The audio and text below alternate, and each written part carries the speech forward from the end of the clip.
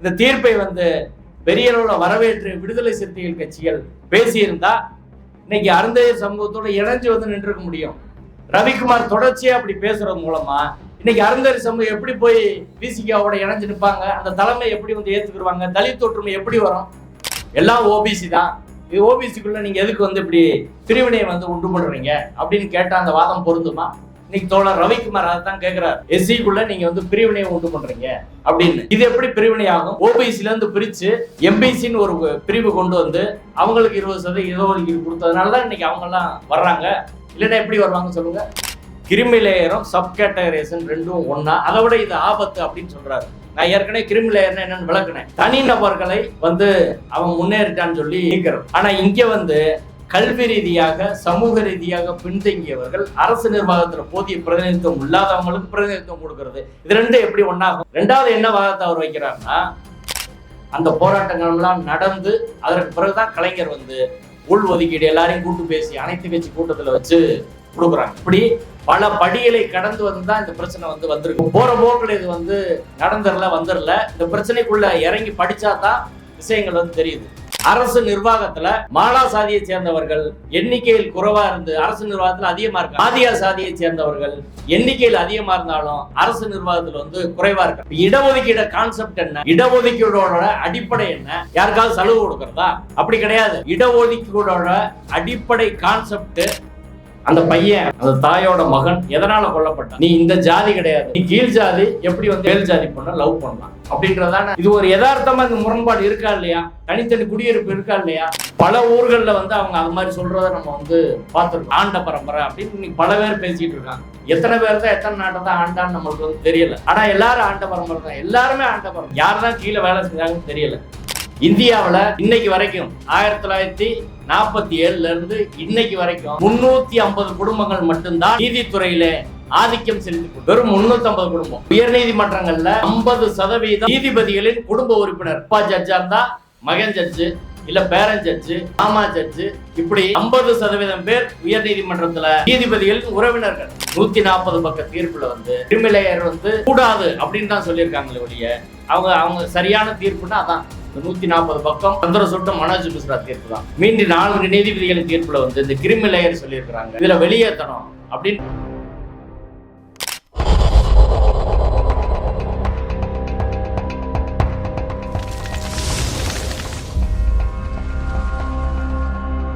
இந்த ஆய்வரங்க நிகழ்வின் தலைமை பொறுப்பேற்றுள்ள பேராசிரியர் சீனிவாசன் அவர்களே, இந்த நிகழ்வில் உரையாற்ற மட்டுமல்ல, அருந்ததியர் உள்ஒதுக்கீட்டிற்காக பல 10 ஆண்டுகளாக தொடர்ந்து களத்தில் போராடி இன்று அதை சாத்தியமாக்கியிருக்கும் ஆதித்தமிழர் பேரவையின் தலைவர் தோழர் அதியமான் அவர்களே, எனது நண்பர் வழக்கறிஞர் களப்போராளி தோழர் நாகை திருவள்ளுவன் அவர்களே, மாண்புமிகு நீதிபதி அவர்கள் ஏர்போர்ட்ல இருந்து வந்துகிட்டு இருக்காங்க.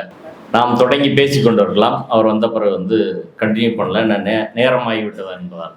நண்பர்களே, இன்னைக்கு நம்ம பேசக்கூடிய விஷயம் பட்டியல் சமூகத்தில் உள் ஒதுக்கீடு.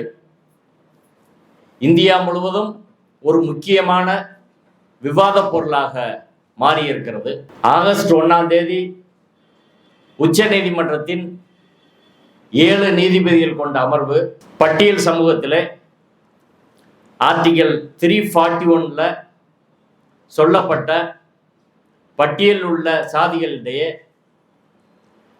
சப் கேட்டகரைசேஷன் உள் ஒதுக்கீடு செய்வதற்கு மாநில அரசுக்கு அதிகாரம் உள்ளது.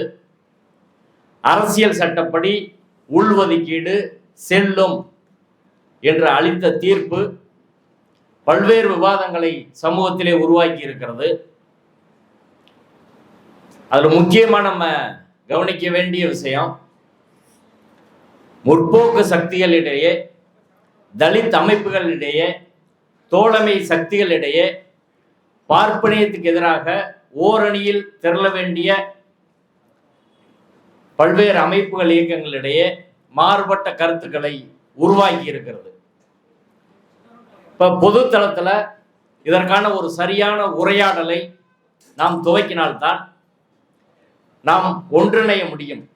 இப்ப சரியான உரையாடல் படி ஒன்றிணைகிறது அப்படின்னா விஷயத்தை சரியா வந்து புரிஞ்சுக்கிறது. இப்ப அருந்ததியர் அமைப்புகள் பேசுனா அவங்க அவங்க தரப்புல தான் பேசுறாங்க அப்படின்னு வந்து நினைப்பாங்க. இன்னொரு பக்கம் வந்து விடுதலை சிறுத்தைகள் போன்ற அமைப்புகளோ சேகு தமிழரசனோ கிருஷ்ணசாமியோ மற்றவர்களை பேசினா அவன் அவங்க தரப்புல நின்று பேசுறாங்க அப்படின்னு வந்து புரிஞ்சுக்கிடுவாங்க. இப்போ பொது தளத்தில் இருப்பவர்கள் இந்த பிரச்சனையை பத்தி பேசினால்தான் அது வந்து சரியான முறையில் வந்து மக்களால் புரிந்து கொள்ளப்படும். அந்த தோழர்களும் வந்து அதை வந்து புரிஞ்சுக்கிடுவாங்க. ஒரு நட்பு முரண்பாட்டை களையும் விதமாக, ஒரு உரையாடலை வந்து துவக்கும் விதமாகத்தான் இந்த நிகழ்வை நாங்கள் வந்து ஒருங்கிணைத்திருக்கிறோம். அந்த கண்ணோட்டத்துல அதை வந்து பார்க்கணும். இது யாருக்கு எதிரான ஒரு நிகழ்வு கிடையாது. இது புரிதல் மட்டத்துல வந்து நிறைய குறைபாடு இருக்கு. இப்ப நானே இந்த தீர்ப்பை படிச்சிருக்கேன்.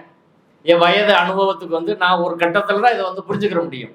முழுமையா நான் புரிஞ்சுக்கிட்டேன் அப்படின்னு சொல்லல. இன்னைக்கு நான் சொல்லக்கூடிய கருத்து, இன்னைக்கு நான் வைக்கக்கூடிய வாதமே இன்னைக்கு நான் புரிஞ்சுக்கிட்ட வகையில, என் அனுபவத்துக்கு புரிஞ்சுக்கிட்ட வகையில வைக்கிறேன்.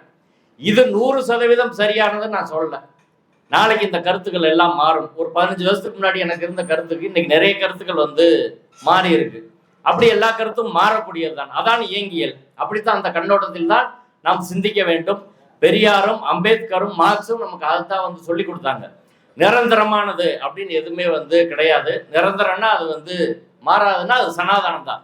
எல்லாமே மாறிக்கொண்டும் இயங்கி கொண்டும் இருக்கிறது. அப்ப அந்த சமூகத்துல புது புது பிரச்சனைகள் வந்து பெரியார் காலத்துல வராது, அம்பேத்கர் காலத்துல வராது, மார்க்ஸ் காலத்துல வராது, புதுசா வந்தா அந்த புது பிரச்சனைகளுக்கு நம்ம அட்ரஸ் பண்றது எப்படி அப்படின்றது வந்து அந்த சித்தாந்த ஒளியில இன்னைக்கு உள்ள சூழ்நிலைக்கு ஏற்ப நம்ம வந்து இந்த விஷயங்களை வந்து புரிந்து கொள்ள வேண்டிய தேவையும் அவசியம் இருக்கிறது. அந்த கண்ணோட்டத்தில் தான் இந்த நிகழ்வானது ஒருங்கிணைக்கப்பட்டு இருக்கிறது. அந்த அடிப்படையில் வந்து எங்கள் கருத்துக்களை வைக்கிறோம். இது நான் உறுதியாக சொல்லிட்டேன், இறுதியான கருத்தோ அப்படி இல்லை. இது டிபேட்டபிள், உரையாடல் தான். மறுபடியும் வேற கருத்துள்ள தோழர்கள் வந்து அடுத்தடுத்து பேசலாம். ஒரே கூட்டத்தில் இது முடிக்கணும்னு அவசியம் கிடையாது. அடுத்தடுத்து தொடர்ந்து பேசலாம். அறிவுஜீவிகள் மத்தியிலே இந்த விவாதம் வந்து பெரிய அளவில் கொண்டு போகப்படணும். அமைப்புகள் இயக்கங்கள் மத்தியில கொண்டு போகணும். ஏன்னா ஆனந்த் டெல்டும்டையிலிருந்து இங்க விசிகாவின் பொதுச் செயலாளர் ரவிக்குமார் வரை பலரும் வந்து தமிழிலும் ஆங்கிலத்திலும் நிறைய கட்டுரைகள் வந்து இதற்கு எதிராக வந்து எழுதியிருக்கிறாங்க. ஆனால் சாரமான விஷயங்கள் வந்து ஒண்ணுதான். இப்போ அந்த இதெல்லாம் எப்படி பார்க்கறது? அதே போல இந்த சைடும் வந்து தோழர் அதியமான் பேசியிருக்காரு, திருவள்ளுவன் பேசியிருக்காரு, ஜக்கைன் இன்னும் நிறைய தோழர்கள் வந்து பேசியிருக்காங்க. கம்யூனிஸ்ட் கட்சியிலேருந்து வந்து பேசியிருக்கிறாங்க, மதிவண்ணன் எழுதியிருக்கிறாரு. இப்படியான விவாதங்களும் இருக்குது. இப்போ இது ஒரு சரியான திசையில் எப்படி புரிஞ்சுக்கிறது அப்படின்றதுக்கான ஒரு கூட்டம் தான் இந்த நிகழ்வு.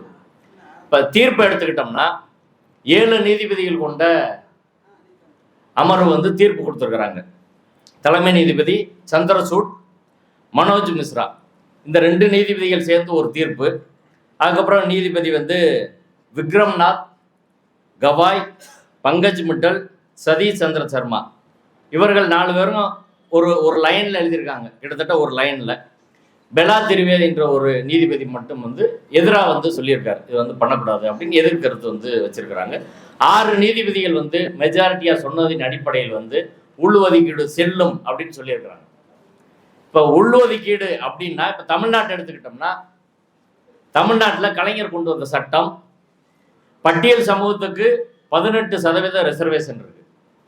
இந்த 18%த்துல 3% முன்னுரிமை, பிரிஃபரன்சியல் பேசிஸ் அப்படின்னு தான் சட்டத்தில் கொண்டு வந்திருக்கிறாங்க.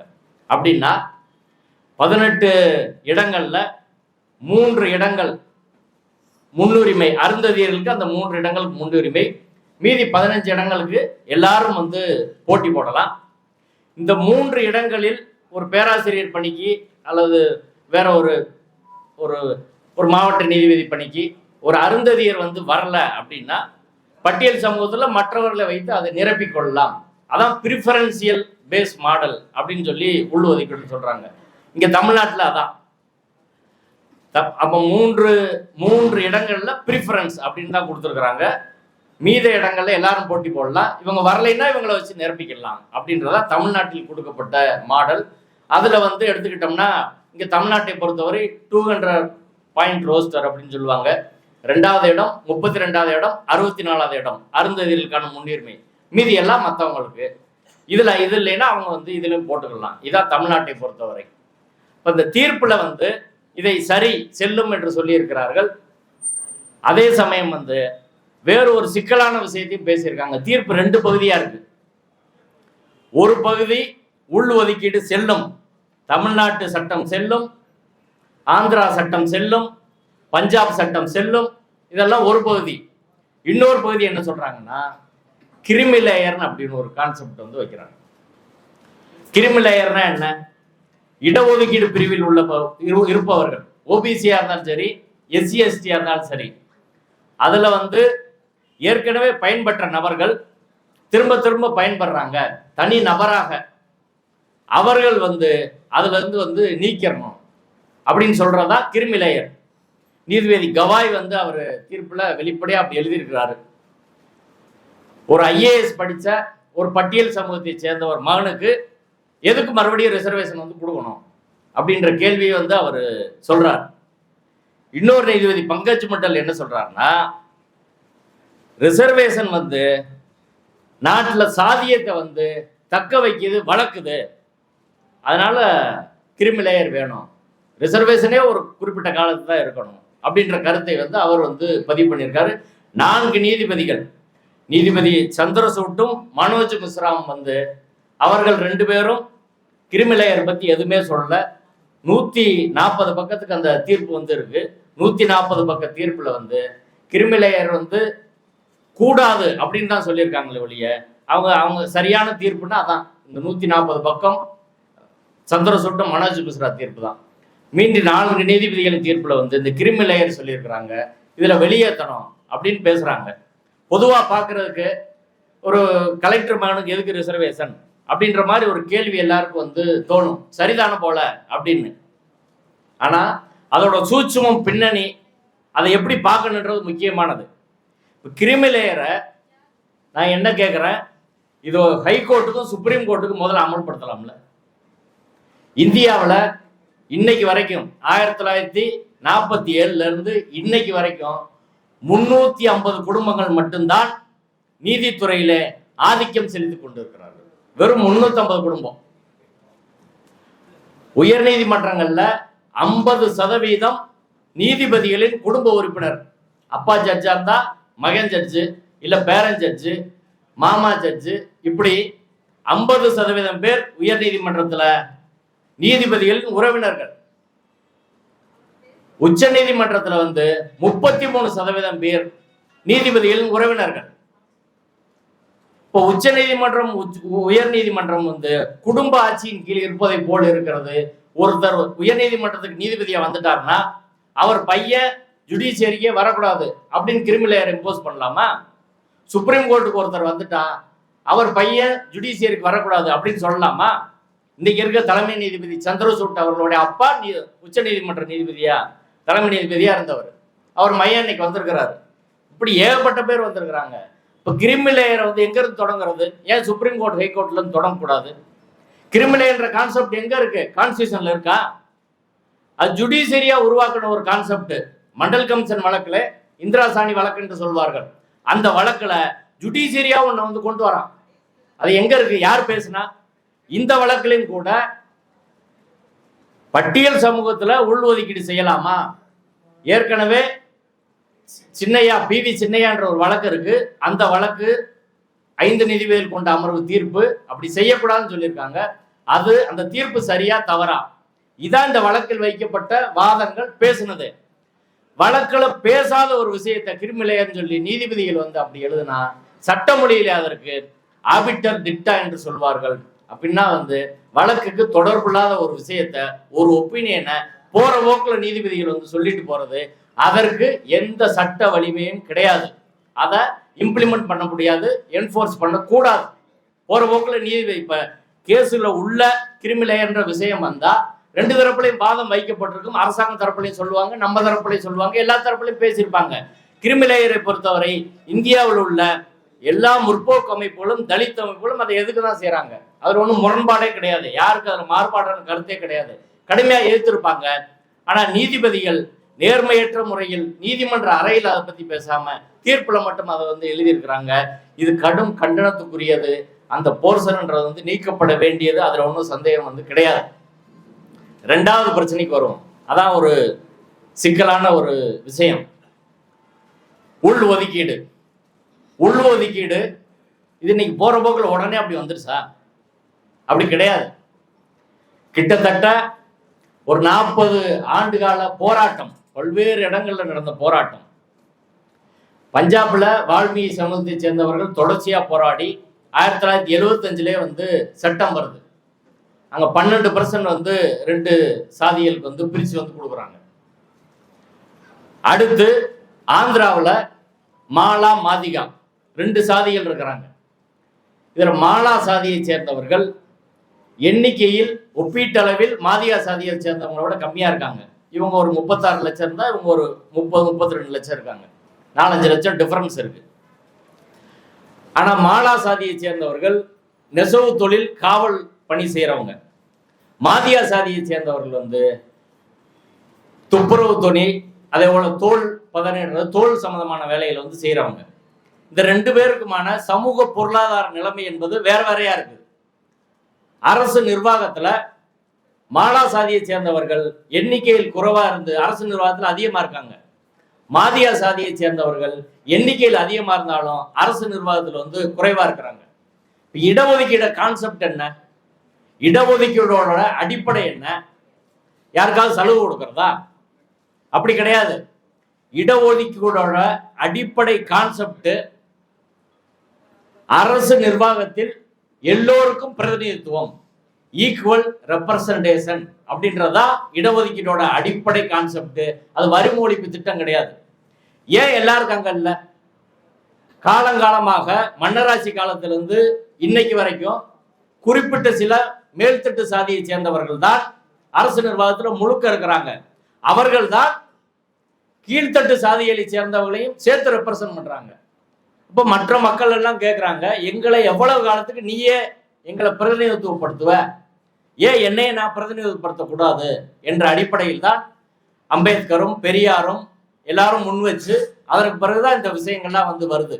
இப்ப இடஒதுக்கீடுன்ற அடிப்படை கான்செப்ட் என்னன்னா, எல்லாருக்கும் அரசு நிர்வாகத்தில் பிரதிநிதித்துவம், எல்லாருக்குமான அரசானா எல்லாருக்கும் இருக்கணும். அந்த பிரதிநிதித்துவம், அந்த ரெப்ரசன்டேஷன் என்பது வெறும் நியூமெரிக்கல்ல, எண்ணிக்கையில் இல்ல, எஃபெக்டிவா இருக்கணும், மேல இருந்து கீழே வரை.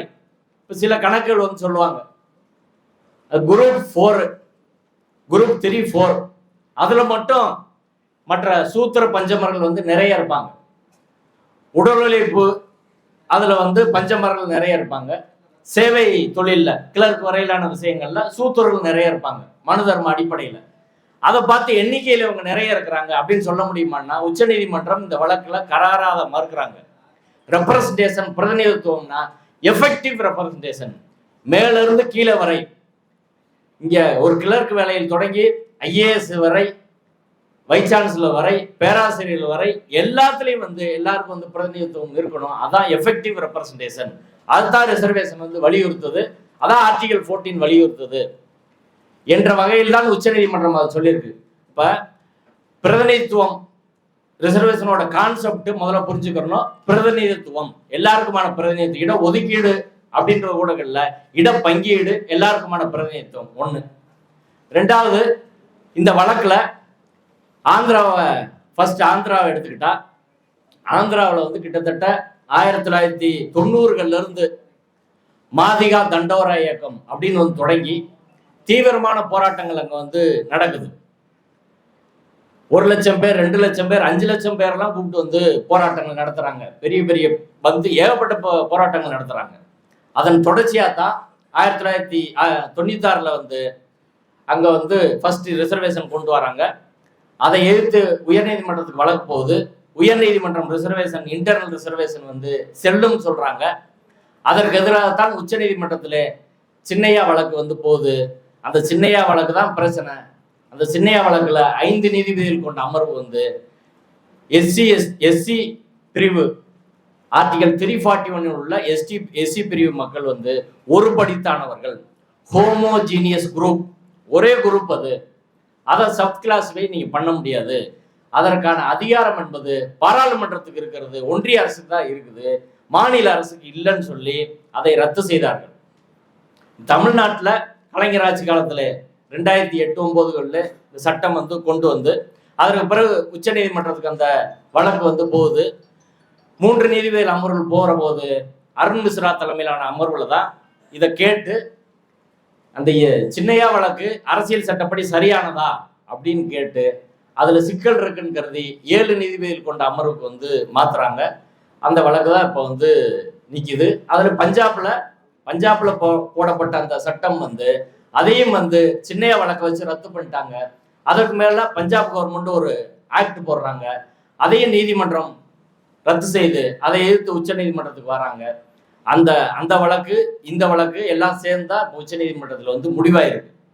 இப்போ இந்த வழக்கை தமிழ்நாட்டை பொறுத்தவரை அருந்ததியர் சமூக அமைப்புகள் 1984-85 இந்த பிரச்சனைக்கு வந்து ஃபைட் பண்றாங்க.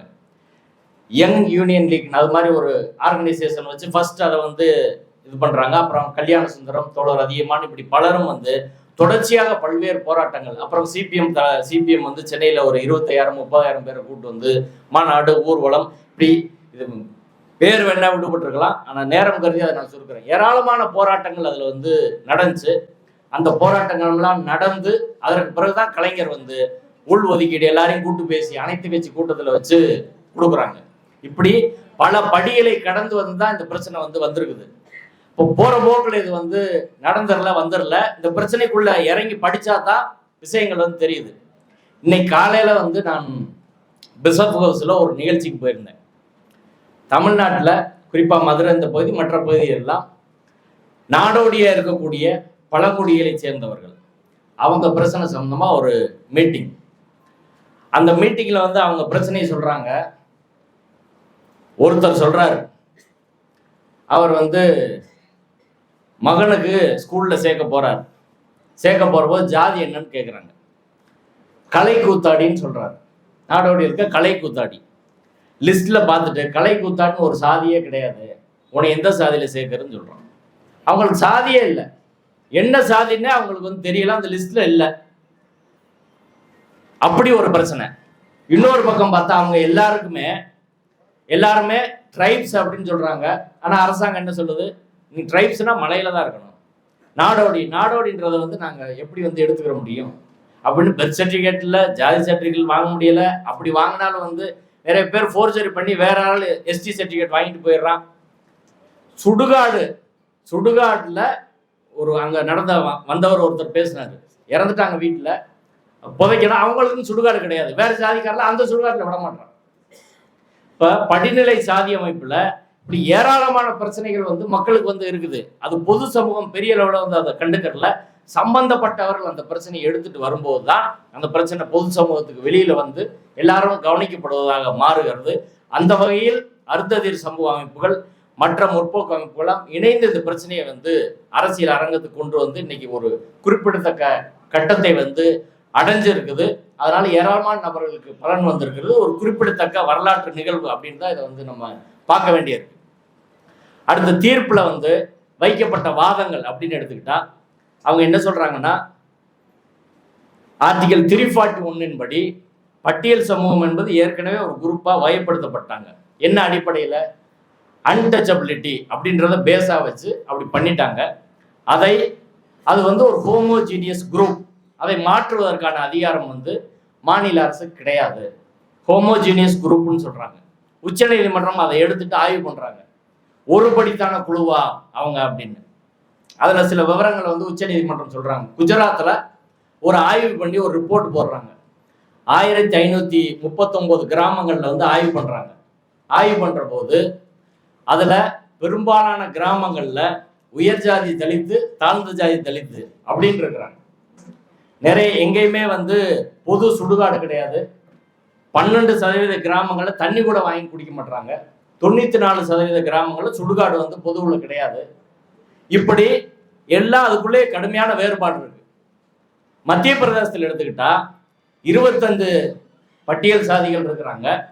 அதுல 9 சாதிகள் மட்டும்தான் ஸ்டேட் ஃபுல்லா வந்து பட்டியல் சமூகம். சில மாவட்டங்கள்ல அவங்க பட்டியல் சமூகம் கிடையாது.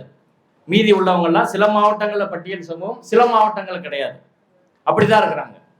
இதை நல்லா புரிஞ்சுக்கிறோம்னா தமிழ்நாட்டில் ஓபிசி, எம்பிசி நம்ம வந்து பார்க்கலாம். ஓபிசியில் வந்து நிறைய சாதிகள் வந்து இருக்கிறாங்க. அந்த நிறைய சாதிகள்ல வந்து அவங்கெல்லாம் ஒரே குரூப் அப்படின்னு நம்ம பொதுமைப்படுத்த முடியுமா? அவர்களுக்குள்ள சமூக பொருளாதார ஏற்றத்தாழ்வு கிடையாதா? சமூக ரீதியா எல்லாரும் ஒரே மாதிரி பின்தங்கி இருக்காங்களா? அப்படி சிந்திக்கிறது வந்து ஒரு இயங்கியலுக்கு மாறானது, யதார்த்தத்துக்கு புறம்பானது. அப்படி கிடையாது. ஓபிசி குரூப்ல எடுத்துக்கிட்டா ரெட்டியாரு, செட்டியாரு, கவுண்டரு, நாயுடு, பிள்ளைமாரு இவங்கெல்லாம் ஓரளவு படிச்சு முன்னேறி இருக்கவங்க. அதே சமயம் பிரமலக்கல்லரு, கொண்டைக்கோட்டை மறவர், வண்ணார் சமூகத்தை சேர்ந்தவர்கள், கல்வொட்டர், இப்படி பல சமூகத்தை சேர்ந்தவங்க இருக்கிறாங்க. அவர்கள் எல்லாம் ரொம்ப பின்தங்கி இருக்கவங்க. இவங்க 2 பேரையும் ரேஸ்ல ஒரே மாதிரி ஓட விட முடியும்னு சொல்லுங்க. எல்லாம் ஓபிசி தான். இது ஓபிசிக்குள்ள நீங்க எதுக்கு வந்து இப்படி பிரிவினையை வந்து உண்டு பண்றீங்க அப்படின்னு கேட்டா அந்த வாதம் பொருந்துமா? இன்னைக்கு தோழர் ரவிக்குமார் அதை தான் கேட்கிறார். எஸ்சிக்குள்ள நீங்க வந்து பிரிவினையை உண்டு பண்றீங்க அப்படின்னு. இது எப்படி பிரிவினை ஆகும்? ஓபிசில இருந்து பிரிச்சு எம்பிசின்னு ஒரு பிரிவு கொண்டு வந்து அவங்களுக்கு 20% இடஒதுக்கீடு கொடுத்ததுனாலதான் இன்னைக்கு அவங்க எல்லாம் வர்றாங்க. இல்லைன்னா எப்படி வருவாங்க சொல்லுங்க? அதே போல இஸ்லாமியர்கள் சமூக ரீதியா கல்வி ரீதியா பின்தங்கியவர்னு சொல்லி அவர் சச்சார் கமிட்டில சொல்றாங்க. தமிழ்நாட்டில் 3.5% இடஒதுக்கீடு, அவர்களுக்கு தனி இடஒதுக்கீடு இருக்கு, செப்பரேட் கோட்டா. இங்க அருந்ததியர்களுக்கு பிரிஃபரன்ஸ் கோட்டா. முஸ்லீமை பொறுத்தவரை வந்து செப்பரேட் கோட்டா, அவங்களை மட்டும்தான் ஃபுல் பண்ணணும் அப்படி கொடுத்துருக்குறாங்க. இப்ப எப்படி வந்து ஓபிசில இருந்து நீங்க முஸ்லீம் மட்டும் பிரிச்சு இப்படி கொடுப்பீங்க? இது இந்த ஒற்றுமையை சீர்குலைக்காதா அப்படின்னு பேச முடியுமா சொல்லுங்க? அப்ப ரிசர்வேஷனோட கான்செப்ட் என்ன? சமூகத்துல கீழ்நிலையில் இருக்கவனும் வந்து வரணும், அவனுக்கு சமமான வாய்ப்பு கொடுக்கணும் அப்படின்றதா ரிசர்வேஷனோட கான்செப்ட். அம்பேத்கர் அதான சொல்லுவாரு. அப்படி இருக்கிற போது அவனை வந்து நீங்க கை தூக்கி விடக்கூடாது, அவன் மேல வரக்கூடாது, எல்லாரும் ஒண்ணு அப்படின்னா அது யதார்த்தத்தில் நீங்க அப்படி பொருந்துமான்னு சொல்லுங்க. இங்க தமிழ்நாட்டிலே எடுத்துக்கோங்க. நாங்க ஒரு 2-3 மாசத்துக்கு முன்னாடி இங்க அருப்புக்கோட்டை பக்கத்துல அழகேந்திரன் ஒரு பையன், அருந்ததியர் சமூகத்தை சேர்ந்த பையன், பல்லர் சமூகத்தை சேர்ந்த ஒரு பொண்ணை வந்து லவ் பண்றான். அவன் லவ் பண்ணதுக்காக அவன் தாய் மாமையும் குடும்பத்தாளுகள் எல்லாம் சேர்ந்து இன்னும் 4 பேர் வந்து எல்லாத்தையும் சேர்த்துக்கிட்டு அந்த பையனை வந்து வீட்டுல இருந்து கூப்பிட்டு போய், பழகின பையன் தான், ஒரே ஊர் தான், பழகின பையன், கூப்பிட்டு போய் ஒரு கொஞ்சம் சில கிலோமீட்டர் தாண்டி கொண்டு போய் ஒரு கம்மாய்க்குள்ள வச்சு கொடூரமா அடிச்சு சித்திரவதை பண்ணி தலையை தனியா வெட்டி எடுத்து மர்டர் பண்ணி வந்து போட்டாங்க.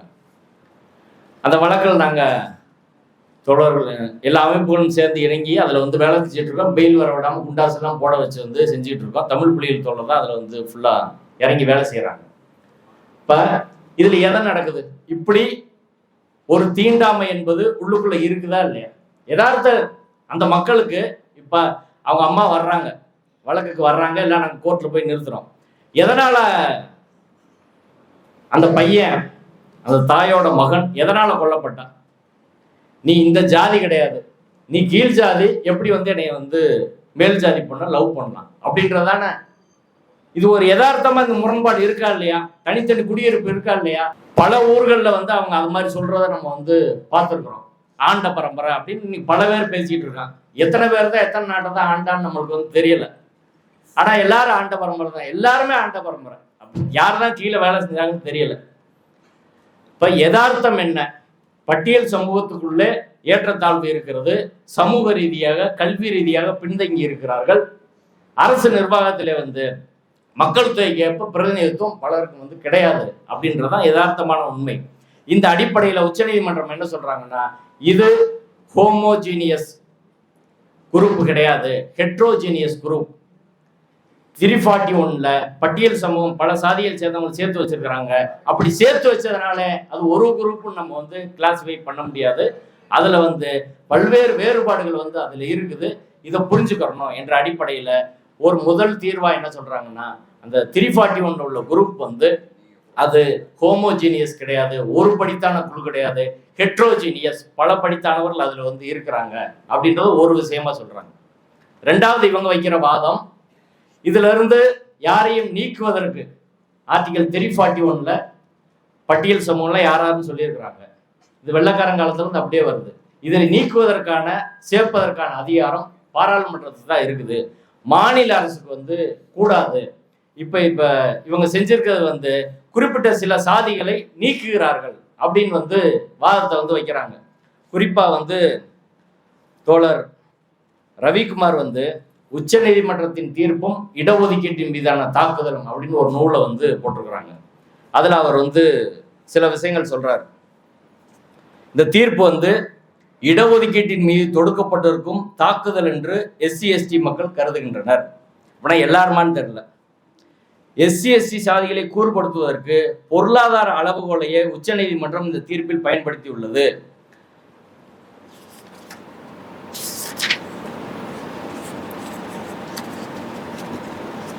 அடுத்து வந்து கிரிமிலேயரை விட சப் கேட்டகரைசேஷன் மிகவும் ஆபத்தானது. கிரிமிலேயரில் சில நபர்கள் தான் பாதிக்கப்படுகிறார்கள். ஆனால் சப் கேட்டகரைசேஷனிலோ சில சாதிகளை இடஒதுக்கீட்டின் பலனிலிருந்து ஒதுக்கப்படுகின்றன. இதனால் பாதிக்கப்படுவர்கள் எண்ணிக்கை அதிகம் சொல்றாரு. இது சரியா? கிரிமிலேயரும் சப் கேட்டகரைசேஷன் ரெண்டும் ஒன்னா? அதை விட இது ஆபத்து அப்படின்னு சொல்றாரு. நான் ஏற்கனவே கிரிமிலேயர்னா என்னன்னு விளக்குனேன். தனிநபர்களை வந்து அவன் முன்னேறிட்டான்னு சொல்லி நீக்கிறது. ஆனா இங்க வந்து கல்வி ரீதியாக சமூக ரீதியாக பின்தங்கியவர்கள் அரசு நிர்வாகத்துல போதிய பிரதிநிதித்துவம் இல்லாதவங்களுக்கு பிரதிநிதித்துவம் கொடுக்கிறது. இது ரெண்டும் எப்படி ஒன்னாகும்? ரெண்டு ஒண்ணுன்னு சொல்றாரு. ரெண்டாவது என்ன வாதத்தை அவர் வைக்கிறாருன்னா, அந்த 341 ஆர்டிகல் 341 பட்டியல் சமூக இவங்கன்னு இருக்கு, அதுல இருந்து சிலரை நீக்கிறாங்கன்ற மாதிரி சென்ஸ்ல பேசுறாரு. ஆனா எங்காவது இந்த தீர்ப்புல நீக்கிறது அப்படின்னு வருதா சொல்லுங்க. அருந்ததியர் இடஒதுக்கீடு சட்டம் இருக்கு, அதுல 18% பல்லர் சமூகத்தையோ பறையர் சமூகத்தையோ நீக்கிறதா எங்கேயாலும் இருக்கா? 16 அதாவது 18ல் 15% வந்து எல்லாரும் அதுல வந்து வரலாம். 3ல் ப்ரிஃபரன்ஷியல் பேசிஸ். இது நீக்கிறதுன்னு எங்க இருக்கு? இந்த இதுல வந்து தூக்கி வெளியே போட்டாங்களா? அதான் நீக்கிறது. MBC கொண்டு போறோம் இல்ல வேற கேட்டகரிக்கு போறோம் அப்படின்னா அது நீக்கிறது. ஆனா இதுல எங்கேயுமே நீக்கலையே. ஆனா நீக்கியது போல வந்து 2-1 அப்படின்னு வந்து பேசுறதுன்றது எந்த வகையில வந்து அது சரின்னு சொல்லி தோழர் தான் அதை வந்து விளக்கணும். அதனால 341 அதுல இருந்து எந்த ஜாதியும் நீக்கவில்லை, எந்த ஜாதியும் சேர்க்கவில்லை. உள்ளுக்குள்ள வந்து பின்தங்கி இருக்கவங்களுக்கு ஒரு ஏற்பாடாகத்தான் இருந்தது. ப்ரிஃபரன்ஷியல் பேஸில வந்து இந்த ரிசர்வேஷன் வந்து கொடுக்குறாங்க. அதை தாண்டி அதுல ஒண்ணும் வந்து கிடையாது. ரெண்டாவது, அப்படி கொடுக்கறது கூட போற போக்குல கொடுக்கலாமா? உச்ச நீதிமன்றம் அதை நிறைய வந்து வரையறுக்கிறாங்க. நீங்க ஒரு சப்கேட்டகரியில் அப்படி கொடுக்கணும்னா மற்ற சாதிகளை மொத்தமாக நீங்க வந்து புறக்கணிக்க கூடாது, அவர்கள் அதில் வந்து மாற்றக்கூடாது, அவர்கள் வருவதை தடுக்கக்கூடாது. அது கண்டிஷனா வந்து போடுறாங்க. சப் கிளாசிபிகேஷனுக்கான கண்டிஷன் வரிசையா வந்து போடுறாங்க. அதே போல வகைப்படுத்துதல் என்பது ஆர்டிகல் 14க்கு புறம்பா இருக்கக்கூடாது. ஆர்டிகல் 14 படி வந்து நீங்க வகைப்படுத்தினா அறிவுபூர்வமான முறையில் வகைப்படுத்தணும், சட்டத்தின் நோக்கம் என்னவோ அதை நிறைவு செய்யற மாதிரி இருக்கணும். இப்படின்னு ஏராளமான கண்டிஷனை வந்து உச்ச நீதிமன்றம் வந்து சொல்றாங்க. மிக முக்கியமாக என்ன கண்டிஷன் சொல்றாங்களா, யாருக்கு நீங்க அப்படி ப்ரிஃபரன்ஸ் கொடுக்குறீங்க இல்ல தனி இடஒதுக்கீடு கொடுக்குறீங்க அப்படின்னா அவர்கள் சமூக ரீதியாக பின்தங்கி இருக்கணும். ஆர்டிகல் 15(4) ஆர்டிகல் 16(4) அடிப்படையில் வந்து சமூக ரீதியா பின்தங்கி இருக்கணும். சமூக ரீதியா பின்தங்கினா தான் அவங்க கல்வியிலும் பின்தங்குவார்கள். சமூக ரீதியா பின்தங்கிறது ஒரு முன்னிபந்தனை. ரெண்டாவது, அரசு நிர்வாகத்தில் போதிய பங்கீடு இவங்களுக்கு வந்து இல்லை அப்படின்றது இன்னொரு நிபந்தனை. அந்த அடிப்படையில் தான் இப்போ வன்னியருக்கு கோட்டா கொடுத்தாங்க 10.5%. அதை நீதிமன்றம் ரத்து செஞ்சு. எப்படி ரத்து பண்ணாங்க? டேட்டா கிடையாது, எந்த விவரங்களும் கிடையாது. இவங்க வந்து ரொம்ப பின்தங்கி இருக்காங்க, அரசு நிர்வாகத்தில் இவ்வளவுதான் இருக்கிறாங்க அப்படின்னான டேட்டா எங்கேயுமே கிடையாது. அதனால நீதிமன்றம் அதை வந்து ரத்து பண்ணுச்சு. டேட்டா இல்லாதனாலதான் ரத்து பண்ணுச்சு. அதே சமயம் இங்க பொறுத்தவரை வந்து SC பட்டியலை பொறுத்தவரை இன்னொரு விவாதத்தை பொதுவாக வைக்கிறாங்க. மக்கள் தொகை கணக்கெடுப்பு முழுமையா இல்லாம, முழுமையான டேட்டா இல்லாம இது எப்படி செய்ய முடியும்? முழுமையா சாதிவாரி கணக்கெடுப்பு நடத்துவது வந்து ரொம்ப அவசியமான ஒன்று. எல்லாரும் அதை நம்ம ஆதரிக்கிறோம், வரவேற்கிறோம், செய்யணும்னு சொல்லி போராடுறோம். அதே சமயம் இன்னைக்குள்ள நிலைமைக்கு என்னன்னா, 1931 இருந்து ஒவ்வொரு 10 ஆண்டுகளுக்கு ஒரு முறை மக்கள் தொகை கணக்கெடுப்பு எடுக்கப்படுகிறது. அதுல எல்லா கணக்கெடுப்புலையும் வந்து பட்டியல் சமூகத்தை மட்டும் வந்து ஜாதி கேட்பாங்க, பட்டியல் சமூகத்தை மட்டும் ஜாதி, உட்சாதியும் கேட்பாங்க. எல்லா மக்கள் தொகை கணக்கெடுப்பிலும் ஓபிசியை பொறுத்தவரை கேட்கறது கிடையாது. ஓபிசி வந்து இதுவரை ஜாதியா அவங்க வந்து எங்கேயுமே டேட்டா கிடையாது. ஆனால் SC STயை பொறுத்தவரை என் பட்டியல் சமூகமானு கேட்பாங்க, அதுல உட்சாதி எந்த சாதின்னு கேட்பாங்க. இந்த தகவல் எல்லாம் தொகுத்து ஒன்றிய அரசு இவர்கள் நிலை என்ன அப்படின்னு சொல்லி நிறைய டேட்டாஸ் வெளியிட்டு இருக்கிறாங்க. அதனை தொடர்ந்து தான் தமிழ்நாட்டில் நீதிபதி ஜனார்தன் தலைமையிலான கமிஷன் அமைத்து கலைஞர் இந்த டேட்டாவெல்லாம் எடுத்து அதற்கு பிறகுதான் வந்து இதை வந்து கொண்டு வந்தாங்களே ஒழிய போற போக்கில் கிடையாது. அப்ப அருந்ததியர் சமூகத்தை சேர்ந்தவர்கள் சமூக ரீதியாக கல்வி ரீதியாக பின்தங்கியிருக்காங்க பொது போக்கில் சொல்லல, எல்லாம் டேட்டா அடிப்படையில, விவரங்கள் அடிப்படையில, அரசு புள்ளி விவரங்கள் அடிப்படையில, அரசு துறையில உங்களுக்கு போதிய இடம் இல்லை, எல்லாத்தையும் விவரங்கள் எடுத்தா கலைஞர் வந்து இந்த சட்டத்தை வந்து கொண்டு வந்தாரு. போற போக்கில் வந்து கொண்டு வரல. இப்ப இந்த சட்டத்துக்குரிய எல்லா நியாயங்களும் வந்து இருக்கிறது.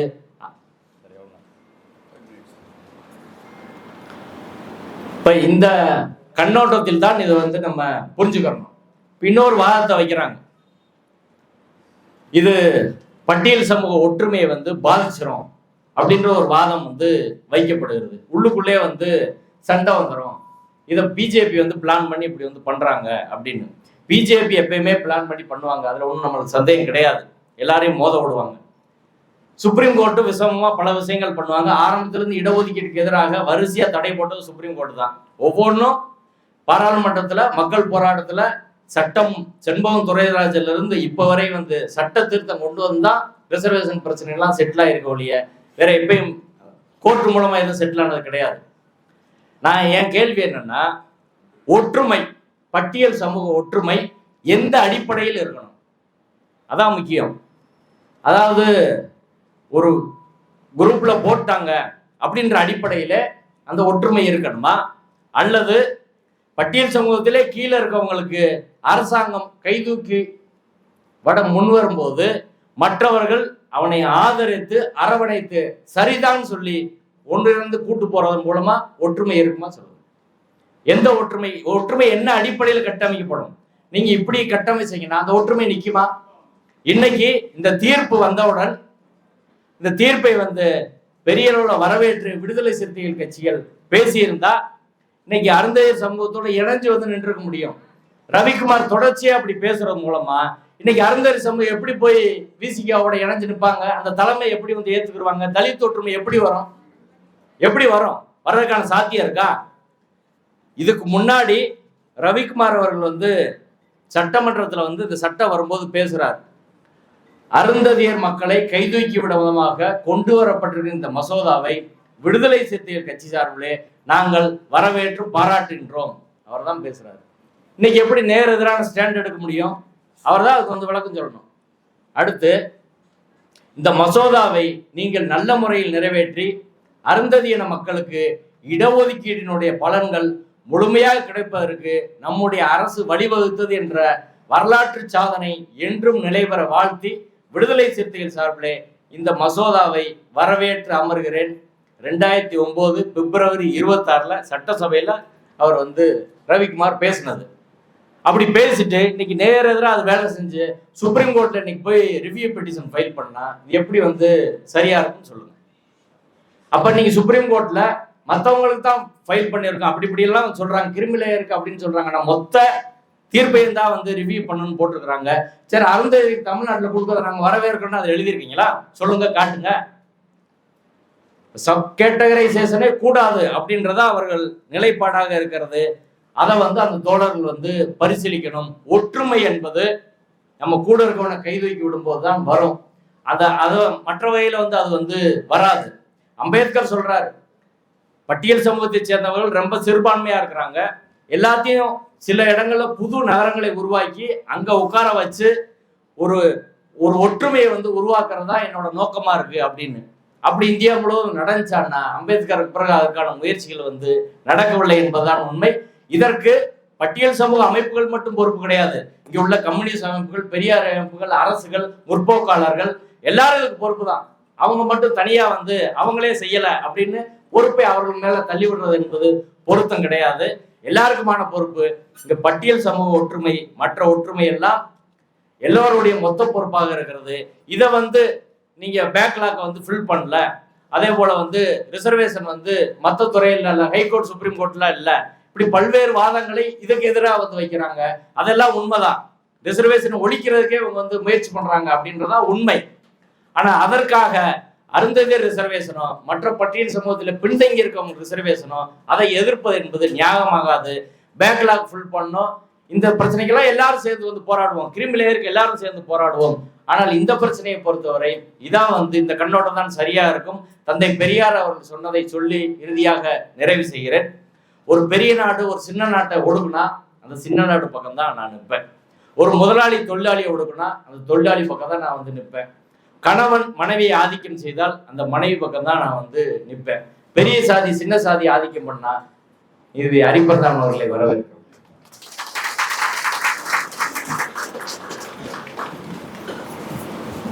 யார் ஒடுக்கப்படுகிறார்களோ அவர்கள் பக்கம்தான் நிற்போம் என்று தந்தை பெரியார் வந்து சொன்னாரு.